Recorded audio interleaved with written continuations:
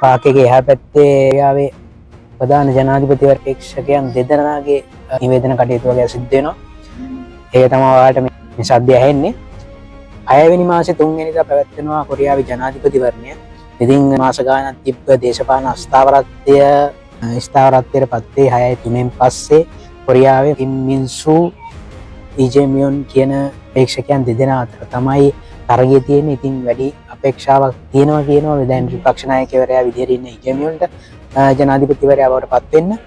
ඉතින් කවුරු ජනාධිපති වුණත් lee jae-myung ජනාධිපති වුණත් කිම් මින් සූ ජනාධිපති වුණත් වැඩ කරන්න අපි කොරියාවේ වැඩ කරන්න ඕනේ. අපිට කිසිම වරප්‍රසාදයක්වත් නැහැ. ෆුල් බොප් කට්ටිය අල්ලයි ඒ විදිහටම. ඉතින් අපේ වීසා කැටගරිස් වලට ඉස්සරහට සාහනයක් හම්බුනොත් හොඳයි කියලා හිතෙනවා. මොකද මේ E7 එකෙන් වයිෆ් කෙනාන් පස්සේ වයිෆ්ට වැඩ කරන්න හරි chance එකක් දුන්නා නම් ලොකු දෙයක්. ඒක එහෙම වෙනවා නම් ඉස්සරහට ඒකත් ලොකු දෙයක්. එතකොට මේ කීයක් හරි හොයාගෙන තමන් වැඩ කරන කම්පැනි හරි වයිෆ්ට වැඩ කරන්න පුළුවන් නේ. ඉතින් එහෙම දෙයක්වත් ඉස්සරහට වුණොත් හොඳයි කියලා බලාපොරොත්තු වෙනවා.